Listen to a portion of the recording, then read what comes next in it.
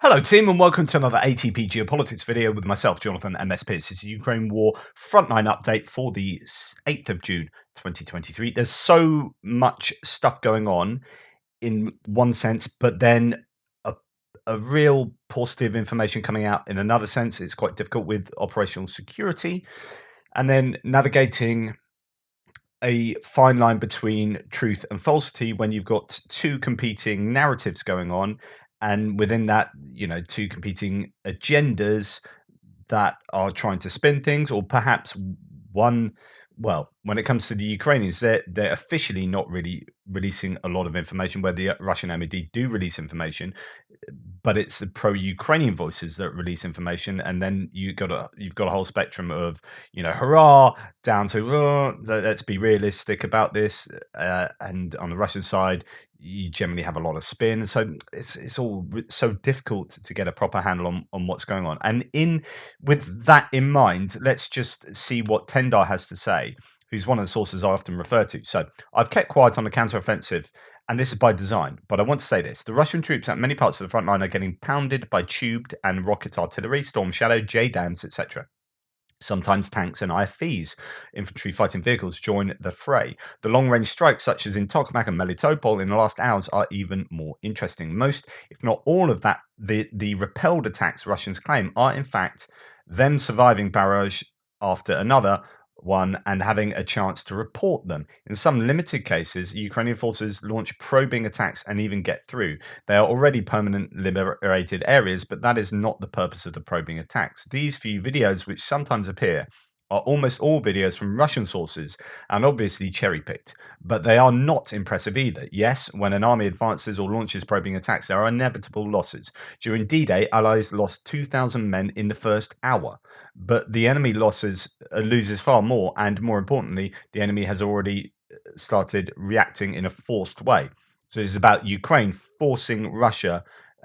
They have the momentum, they have the initiative. When you have the initiative, you are controlling what goes on. The defenders don't get to control so much what goes on, right? They're just sitting there and trying to stop stuff happening. The main strike hasn't arrived, yet it can arrive anywhere and anytime in the front, even areas that have not been intensively shelled. By the way, I'm still on track with my predictions. Russians, however, are currently burning down their limited mobile reserves, which they have in order to deal with the current situation. Intelligence gathering plays an important role at this stage too, without going into details. Overall, what I see right now is that what I would expect from a Ukrainian counteroffensive: keep calm and wait for the events to unfold. So this is a time of sort of, everyone rushing around trying to get as much data as possible. What's happening? What's happening here? What's happening there? And it's just really difficult to get really good quality information out. It's the fog of war, right? It's in the middle of the war. People aren't just saying, stop everyone, stop everyone. I just need to get this out on Telegram. Okay, carry on. Videos just upload. Wait till you can shoot me after it uploads. Okay. Do you know that's not how it works? So, you all know that, of course. Right. What's going on? Let's go to the first part of the front line, which is, let's go. Yes, here it is. So we're going to look at this on the deep state map. This is, sorry, not deep state map, war mapper map. So we're going to northeast Kupiansk to Svatovo to Kreminna, and actually we're going to go to the Kupiansk area. On my map, that doesn't look at all like this. This is what happens when you're rushing, when you've got a live stream happening in less than an hour. And I've had to do so much mapping today because everything is changing, right? Okay, so this is the Kupiansk area here, where the Russians have been pressuring around Mazyativka, so on and so forth. Now, I talked to you yesterday about there being an ammonia leak as a pipe was shelled. This is someone who pointed out. I said there's this interesting situation where Ukraine is still exporting ammonia to Russia. So this is a pipeline to Russia, I would assume, so that they can make fertilizer, and it's part of the grain deal arrangement, as far as I can work out. Someone let me know that yesterday. Well, what has happened? There's been an ammonia leak. Geolocated footage shows a large cloud of ammonia leaking from a section of the ammonia pipeline just south of Mazyativka. So that geolocation is to here. Let's find out where that leak is, close to Mazyativka, which is that small hamlet that has been taken over by the Russians as of late. And indeed, the ammonia leak is actually within the Russian-controlled territory. So that's interesting. Okay, different claims as to how that has been blown up, with the Ukrainians blaming the Russians blaming the Ukrainians. Ukrainian Kharkiv head reported that Russian forces fired 6 shells at the pipeline and that Russian forces previously targeted the pipeline with artillery fire on June the 5th and 6th. The Russian Ministry of Defense claimed that Ukrainian forces deliberately mined the area at night on June the 5th. Russian MOD spokesperson claimed that repairs to the pipeline will take 3 months. So that is quite a problem there. That could also indicate that that may be a grey zone as well, rather than solidly under the control of the Russians. But I don't particularly know. Right, we'll go on to the rest of the front line. We'll go to Vuhledar's map now, which shows around Svatova we have Kuzmivka and Novoselivska. It looks like the Ukrainians are pressuring towards from Stelmakivka towards Svatova in the east, and that the Ukrainians have gained some land in Novoselivska. So that's, as we come down, we come to the Kuzmivka area by here we are by Svatova, or not too far from Svatova, and this is Novoselivska there. If we zoom in, it's yep, it renders. So there is perhaps some gaining of ground there for the Ukrainians, and also pressuring from Stelmakivka towards Svatova. Okay, so that is where we're at with that neck of the woods. As we pass Svatova, come out down to Kreminna, we go back to the ISW. There's not really an awful lot to report of activity around there. Bilohorivka, Vesele, Berestova, that's south of the forest. It's interesting that this area, there was such a lot of activity a few months back as the Ukrainians were trying to take Chervonopivka. Russians were pushing back as well. The Russians then did part of their counteroffensive was to take this area of land, but actually that seems to be like the quietest area at the moment, perhaps along the whole of the front. Okay, we come down past Bilohorivka, Berestova, and towards Bakhmut. There is activity in Bakhmut, varying claims, again, operational security. So we don't necessarily have an awful lot of information coming out from here. So remember, in this area, particularly in this area from my map, the 3 colors represent the Russian defensive lines, as according to the red of Suryat Maps pro-Russian mapper. Interesting. Suryat Maps has not done any mapping for 2 days. Ukrainians are starting their counteroffensive.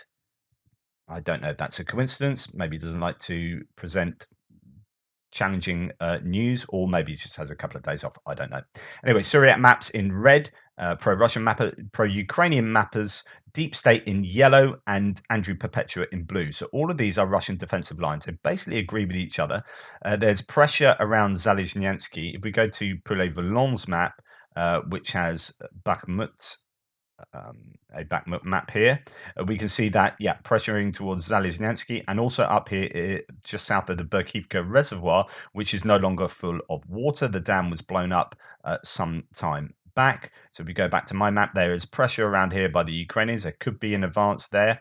When you go to the ISW, there's kind of talk of, you know, unspecified areas being advanced in. So Malia, the deputy defense minister, said yesterday that Ukrainians have advanced near Bakhmut, have transferred from defensive to offensive operations, have advanced 200 to 1,000 meters, so up to a kilometer, in various unspecified areas over the last day. Malia also noted that Russian forces are deploying reserves to Bakhmut to prepare to conduct a defense in depth, and that some Wagner elements are remaining in the Russian rear. Ukrainian Eastern Group of Forces Commander Syrsky stated that Ukrainian forces are advancing on the flanks of Bakhmut and the Russian forces are losing certain unspecified positions. Now, this is going to be really interesting because over the last few weeks, when the Ukrainians have done localized counter attacks around here, north and south of Bakhmut, the Russians have rushed in defenses from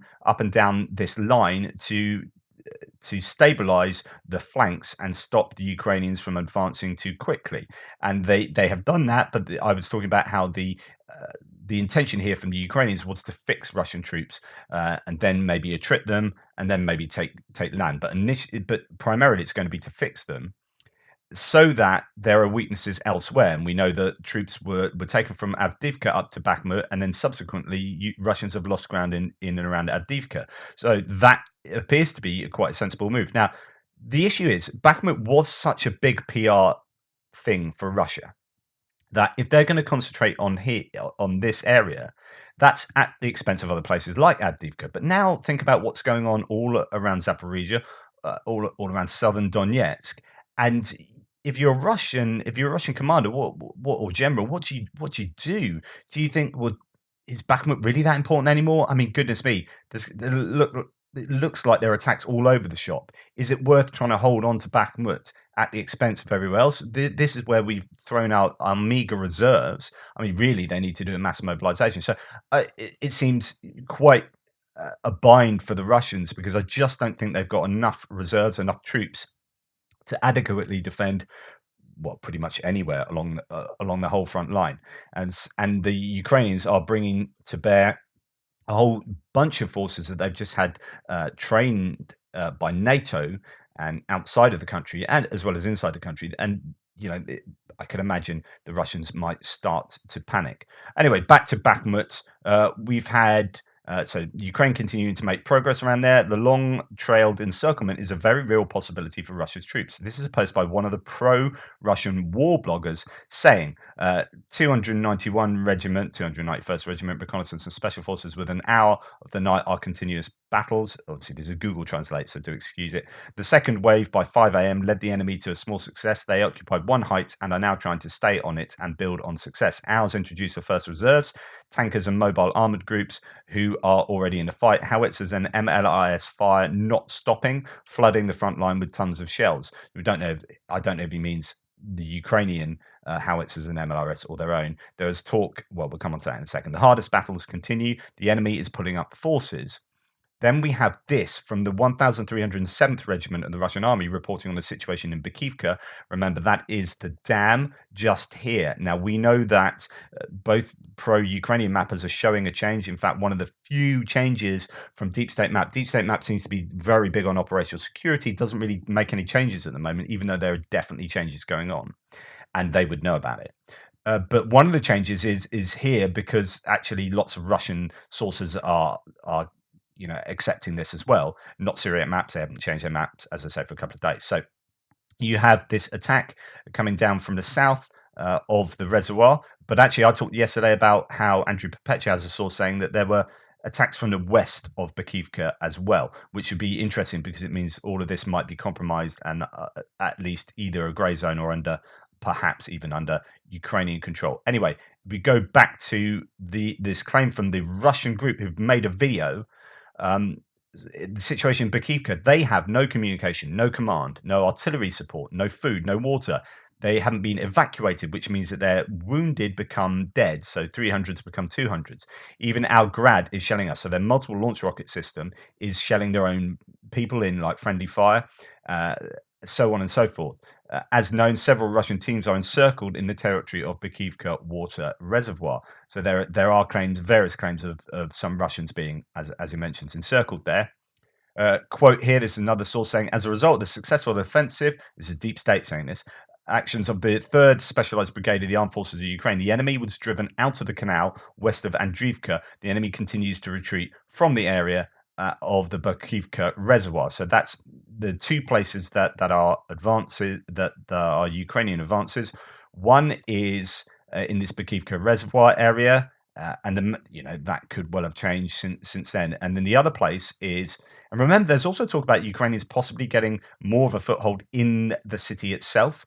We know that the Russians have accepted that the Ukrainians have a foothold in the southwest, so that itself is interesting. Now, the next place that they're talking about, see this red area, both Andrew Perpetua and Deep State had agreement here, and there were trench lines, or these tree lines had Russian placements in, and there was like these jaggedy areas of the map. That's all gone, as according to the pro-Ukrainian mappers there, and that goes back to what was being claimed here, which is this canal area. If I enlarge this, that canal area there, that the Ukrainians have made some. Sorry, just there, right at the bottom of the screen there. As you can see, there are these jagged bits. Those are the tree lines I was talking about. and it seems like the Ukrainians have pushed down there. Now, Andrew Perpetua is saying that it's been a bit of a reverse as to what happened when the Russians took this area. So the Russians, when they took Klishchivka, actually came up from Ozyerenivka, Kurdyivka, and came up the canal to that enabled them to help take Klishchivka, as well as taking it from the west. Sorry, from the east. Now it looks like what Andrew Perpetua is saying. It looks like the Ukrainians are actually advancing down the canal as well. The other side of the canal first, and then obviously getting across, and that could help them do a larger encirclement. There's also news of, so here we have evidence or claim, sorry, artillery directed by the Adam unit hit and destroyed 2 tanks of the Russian forces stored in the town of Opitny, and that is there. So the drones are really active. Artillery is really active for the Ukrainians. It is where the Ukrainians didn't seem to have. They had quite a bit of artillery shell hunger in this area during the whole defense of Bakhmut. I don't know whether they've stockpiled ready for the counter-offensive and this kind of phase. They appear to be using a lot more artillery themselves. We know that they've been sent 100 F-109s, the Italian self-propelled howitzers. They're getting quite a lot of artillery units or pieces from many different nations. The question is, have they stocked up enough with shells? I supposed earlier that in previous videos that part of the reason why they had shell hunger was because they were stockpiling the shells that they were receiving for the counteroffensive. So yeah, you're going to have to go hungry now, because we're going to need a glut of these things later in the conflict. Okay, so coming out of there, that's Bakhmut. So there are advances to the north and south. Just quite how much or how accurate my mapping is there, we shall see. I'm sure that the Ukraine have made more advances than is represented by the mappers and by myself as well. So Adiivka next, which is to the south. In fact, sorry, before we get to Adiivka, I did forget to mention that there is activity in and around Mayorsk as well. So we go to Poulet-Volant, come out of that map and go to his other map here. We can see that, yes, there's activity towards Klishchivka there. And yes, that's what I was just talking about, that area to the west of the canal that the Ukrainians have now secured and are now controlled. But they're also taking areas just to the west of Mayorsk, northwest of Mayorsk. So if we go to that area, that's here. It doesn't show any change of my mapping, but actually it's the blue. There's blue control here now. This is sort of grey zone. They had gained a little bit about a month ago around here. So anyway, it appears that this is an area of successful Ukrainian activity as well. So again, when you're talking about the Russians, what do? They're putting in their reserves here, north and south of Bakhmut, but then the Ukrainians are making some gains here. So they pull some reserves down to there. Does that weaken areas here? Can they get people from anywhere else? There's just multiple places where the Russians have to consider. And another one is Adiivka, where the Ukrainians are having some success south of Adiivka. If we go to the ISW, the claims are Russian forces have made limited ground attacks along Adiivka Donetsk city line on June the 7th. Ukrainian General Staff reported that Russian forces conducting unsuccessful offensive operations towards Adiivka, don't know where that is, and 13 attacks in Marinka. So I think Marinka is probably the only place where the Russians are properly attacking, I think, at the moment. Russian mill bloggers claim that Ukrainian forces counterattacked in the northwestern outskirts of Donetsk city near Nivelska, Vodyany, and Opitny. So we know that they've made some gains in the Nivelska area, just, I think, south of Nivelska. This is important because Nivelska enables the Ukrainians to keep control of Pervomaisky, really, which then enables them. So it's all about, for the Russians, it was all about encircling Avdiivka. You can't encircle Avdiivka if you can't take the Pisky first. So they took that really slowly. That was really attritional. And then it's about taking Pervomaisky, but they can't take Pervomaisky until they take Nivelska. So you get these kind of domino effects. So it's really important that Nivelska held out for the Ukrainians, that stopped Pervomaisky from being encircled, which in turn stopped Avdiivka. And again, you get places like Severny that are really important to stop that encirclement of Avdiivka. And the Ukrainians are pushing back in Vodyani, Opitny, and Nivelsky and having success there. What else? Russian mill bloggers claim that Ukrainian forces counterattacked. Oh, yeah, sorry, I mentioned that. Russian MOD claimed that Russian forces struck and destroyed 2 Ukrainian fuel depots in Avdiivka. So the Russian MOD saying, "Well done, we've hit 2 fuel depots, and that could be significant." I don't. Is it? I'd be interesting to know what is actually in Avdiivka in terms of civilians. We know there are still people living in basements, but it's been under immense pressure for ages. Avdiivka. It must be why you would still want to remain there. Goodness knows. And what sort of military depots and equipment is in and around Avdiivka. But anyway, a couple of the fuel depots apparently, according to the Russians, taken out there. And then we come further down south to Marinka. There's 13 repelled attacks in that area, according to the Ukrainians. The Russians still trying to make some gains there. They're using the Akhmats, Chechen special forces there, although the Chechens, as I reported yesterday, seem to get cold feet. They don't like, they like videos that look good on TikTok, but not, actual urban warfare that's really, really challenging. And then we're down to Vuhledar. I haven't heard too much about Vuhledar. In fact, we'll go to, so this is the southern Donetsk front here. As you can see from this tiny dotted line there, that's the border, the Oblast border between Donetsk on the east and Zaporizhia on the west. So we kind of go from Vuhledar, Velika Novosilka. There's a lot of activity going on. That whole kind of bulge there. The Ukrainians are pressing all along there, and then there's a lot of activity to the south of Orikhiv, over in the Zaporizhia direction. So let's see what the ISW has to say. And yeah, Russian sources continue to claim that Ukrainian forces conducted ground attacks in Donetsk and Zaporizhia. It's all about Velika Novosilka, Novodonetsk, which is this place here. So when we come to Velika Novosilka, you've got Novodonetsk. The Ukrainians, that could be a grey zone there.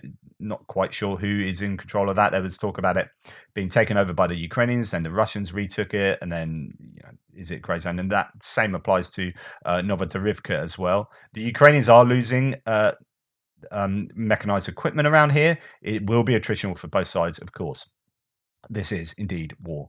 Russian sources claim that Russian forces repelled renewed Ukrainian attacks on Novodonetsk on June the 6th, and claimed that Ukrainian forces had varying successes southwest of Velika Novosilka. A Russian mobile claimed that Ukrainian tactical group advanced by 1 kilometer and reached a tactical height southwest of Velika Novosilka. Okay, let's have a little look then at Velika Novosilka. So this is, if I yeah. So this is Velika Novosilka, or at least it was. Where have you gone? Yeah. Yeah, that's right. I'm pretty sure this is Velika Novosilka. So you can see, before I zoom in, you can see that is Vuhledar, and this is Velika Novosilka. It's in Russian transcription here. And this is your lower ground of a river coming down there with several other sort of tributaries heading out from there. So yeah, that's pretty good. So you can see there's high ground to the northeast. There's high ground also to the southwest and to the west. And it's here that the Ukrainians, I think, are trying to get a lot of ground. So if I zoom in a little bit more, you'll see that Velika Novosilka is firmly on the low ground there. And the Ukrainians are trying to get the higher ground to the west. Now, Prigozhin, who's in charge of the Wagner private military company, has said that he's criticized the conventional Russian forces for being too obsessed with taking actual towns. Here you can see the river coming down there, and then different tributaries going off to the east there.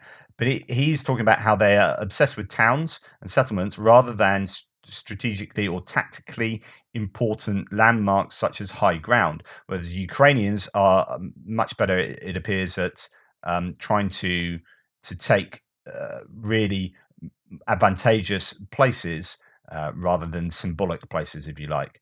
And that's why you see them trying to make gains here in this higher ground to the southwest and to the west of Velika Novosilka. as well as coming up from higher ground elsewhere as well. Reporting from Ukraine did a pretty good video on this last night, so you can check them out. Now, there's still disagreement. Syriac Maps again has a map for a couple of days, so their red lines are going to be somewhat inaccurate. The blue lines here are Andrew Perpetua's lines again, pro-Ukrainian mapper. It's difficult to know. He's got this as a grey zone, Novodorivka, as I've said previously, and it could be that Novodonetsk is a grey zone. Not really too sure, but anyway, there will be lots of activity going around here. There's fierce fighting.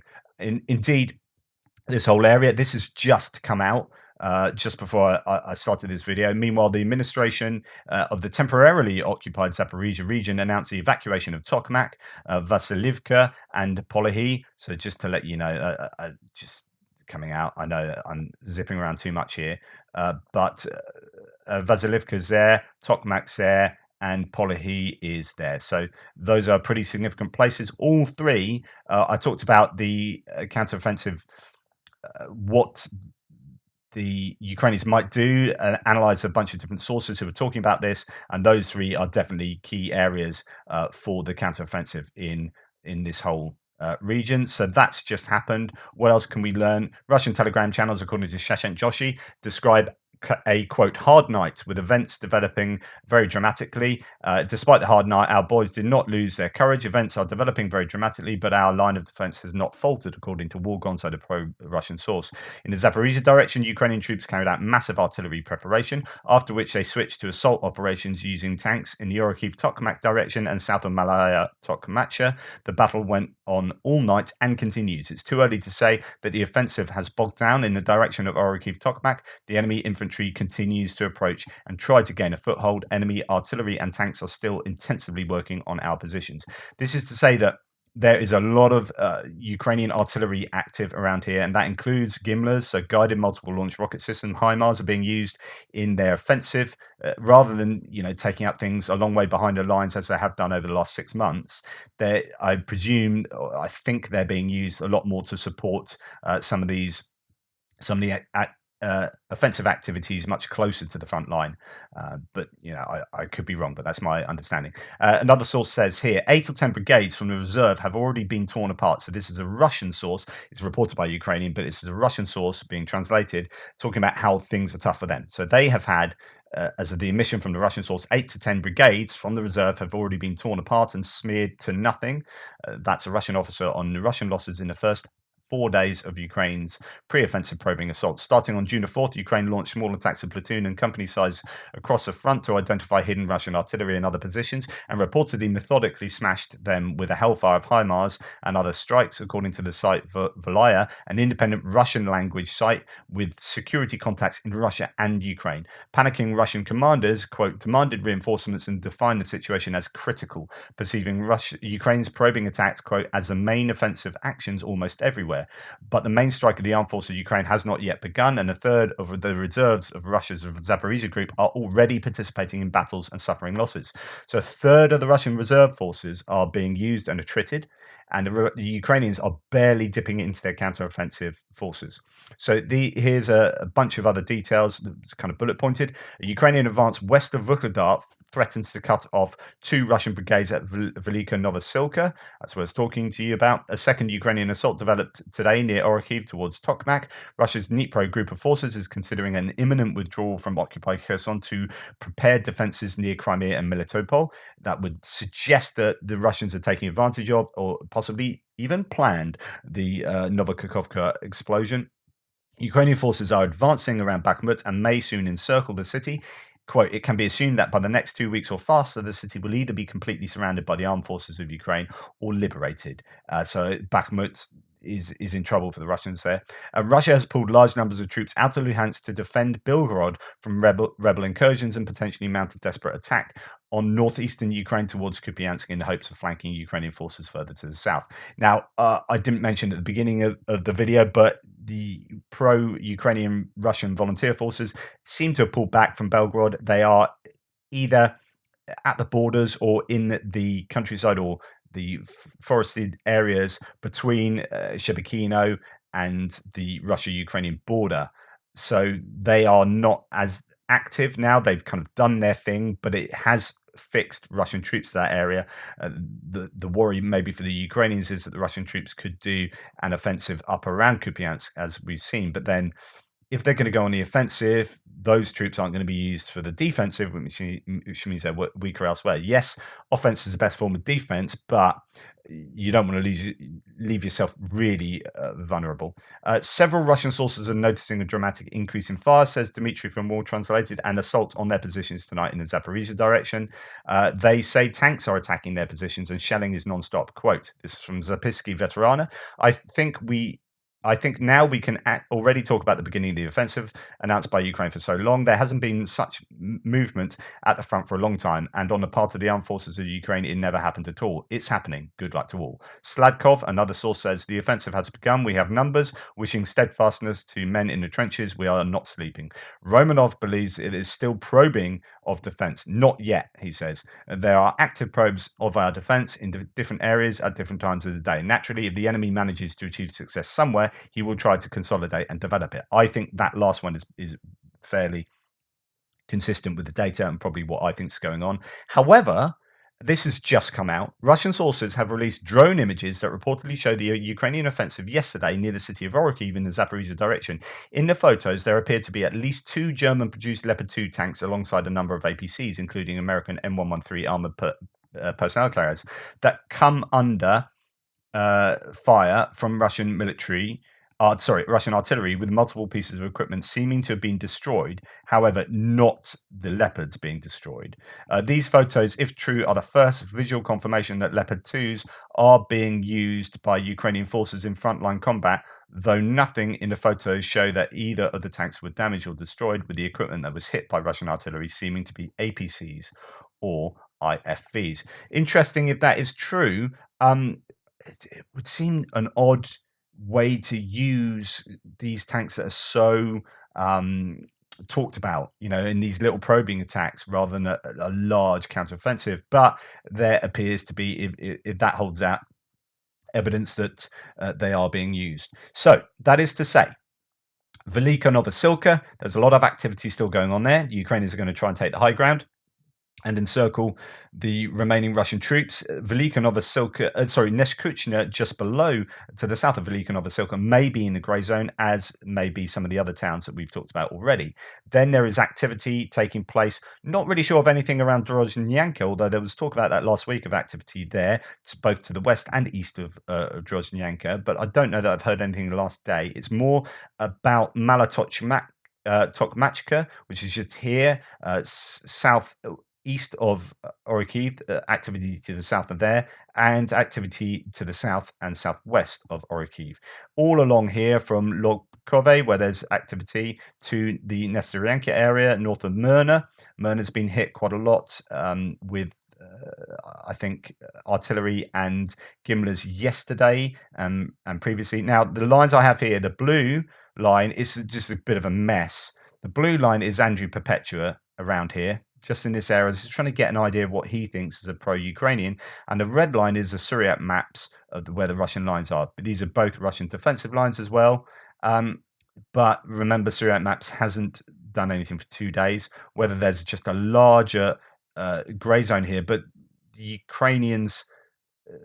this is, as I say, Andrew Perpetua's understanding the blue line of the Russian defensive line. So actually in front of where pro-Russian map of Suryat maps has them in some places. So it's just a bit of a mess there. Not really sure what's going on exactly, other than, hey, there's a lot of activity. Poulet-Volant, for example, if we come out of that Kupiansk-Kreminna area, we are looking now at Velika Novosilka, 3 areas of attack around there.